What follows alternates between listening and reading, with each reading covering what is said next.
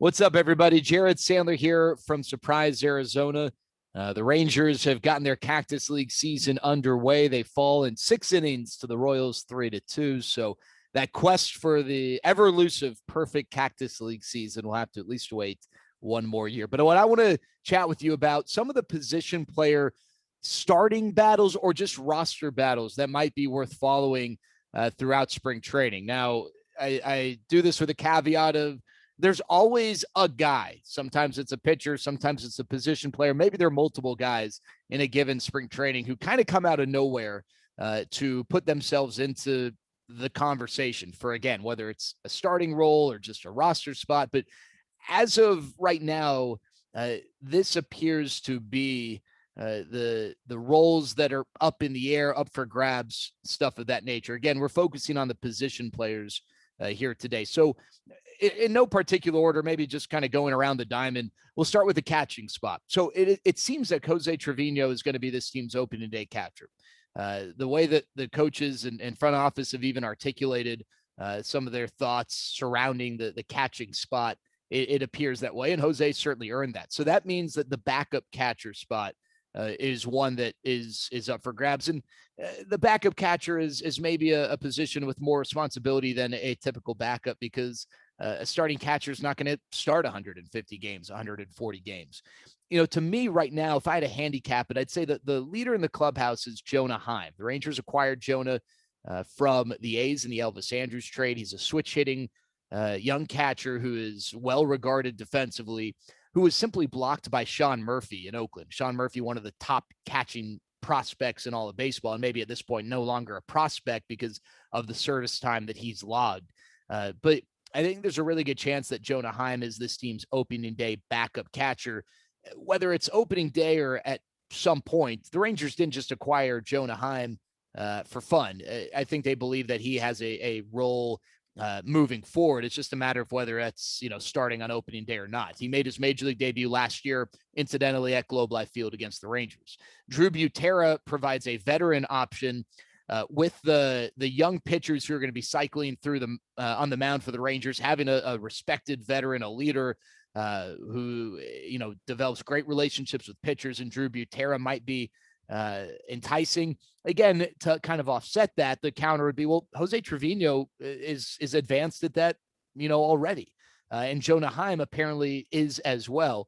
But if the Rangers feel like they need a veteran backup catcher, Drew Butera and John Hicks are the two who would be fighting for that, with Drew Butera kind of leading the way. But I would say right now, Jonah Heim, probably the leader in the clubhouse. The Rangers, of course, do want to go young. He would present that option. All right, first base. It seems like Nate Lowe is going to be this team's starting first baseman. Of course, he could have a really bad spring. Ronald Guzman could have a great spring, and maybe the scales tilt a little bit. But the question is really, with Ronald Guzman, what is his role? Does he have a role? Guzzi has spent 3 years in the big leagues. He has not produced offensively at a level that encouraged the Rangers to give him first base yet again this year. As a matter of fact, not only did they provide competition, they went out and got a guy for whom they said would likely be this team's opening day first baseman.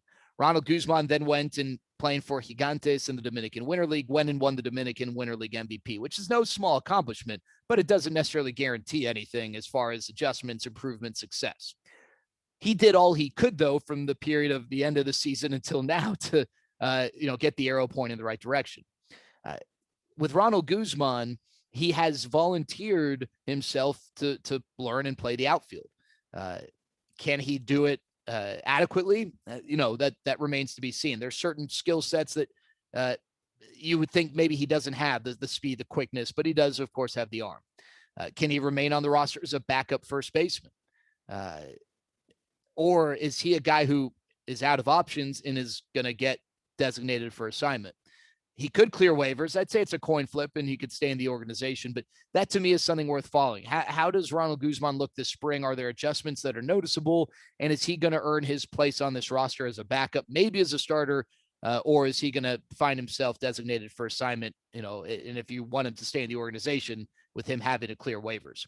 The third base role, that's a starting role that is up for grabs, with Brock Holt, Charlie Culberson, Rougned Odor to be the three prime candidates. With Charlie Culberson, he could also be the front runner to be the backup shortstop, the backup infielder, the utility infielder. A backup second baseman or a guy who can play second isn't necessarily someone who can play short. Third baseman can't always play short. Usually shortstops can play elsewhere. Charlie Culberson is a guy who can play shortstop and elsewhere. And maybe the Rangers feel like his best role, at least to start the year, is as the backup infielder, and he'll get playing time because I don't know who else the backup shortstop could be. Anderson Tejeda, probably not a guy you'd want to slate as the backup shortstop. You'd rather him get consistent at bats in Double or Triple A.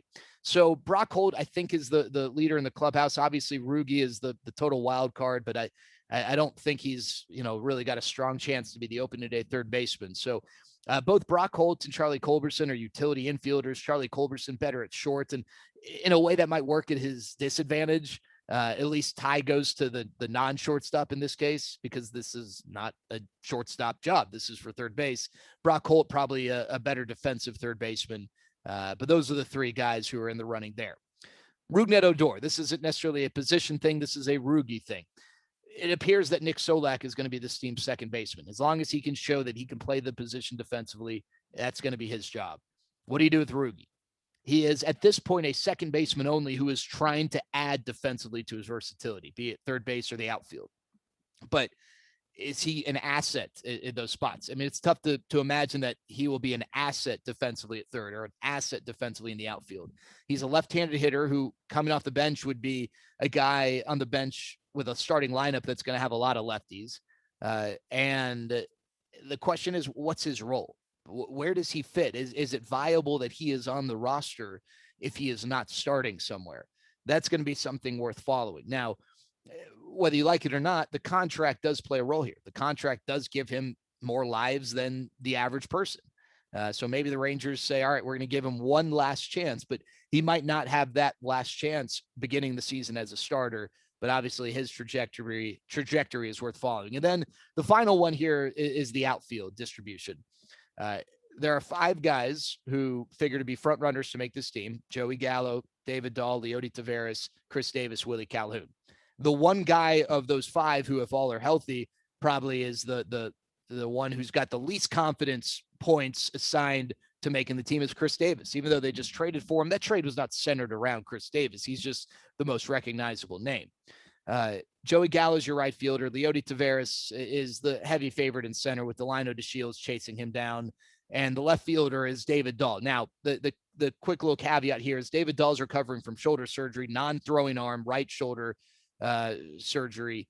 And the question is he going to be healthy enough to play the field? He is not yet at that point. The thought is in the next week or two, David Dahl will be back playing the outfield, in which case he's your left fielder. He's good defensively. He's not just a guy you're sticking in there to get his bat in the lineup. Willie Calhoun, your primary DH, with Chris Davis, your secondary DH. Makes sense, right? That works. Chris Davis will start against lefties. And then, performance matchups, all that will dictate the musical chairs there, with Leody in center and Joey in right and David Dahl somewhere in your lineup, probably as the mainstays, with Willie Calhoun and Chris Davis figuring out playing time. The question, though, becomes, are the Rangers okay with that group without a true dedicated backup center fielder? Much like the shortstop spot, you need someone who's capable to be a backup in that role. And typically you like someone who is not going to be in the lineup to serve as that backup. David Dahl and Joey Gallo, who figure to play left and right respectively, both can play center field. And in a pinch, in an emergency, I'm sure Charlie Culberson, who has played the outfield but not center, could play in a pinch. Is that enough for the Rangers to be okay with that group and not a guy like Delino DeShields? Or do they need a guy like Delino DeShields on the roster to be the backup center fielder to provide that sort of support? That's something that I think, to me, is going to be interesting to follow. And then on top of that, maybe more significantly from a playing time standpoint, is how is the playing time distributed? My thought is right now, Dahl, Taveras, Gallo are everyday players. Willie Calhoun with a chance to earn that. Or is Willie an everyday player as well, and Chris Davis is just a guy off the bench? And if he is just a guy off the bench, is it worth him holding a roster spot? Or should that spot go elsewhere and, you say goodbye to Chris Davis? Those are some of the things worth following. Those are the things that we'll be updating you on throughout spring. And those are the things I wanted to share with you as we get set to really get into the bulk of the Cactus League season. Hope everyone's doing well. Talk more Rangers baseball with you soon.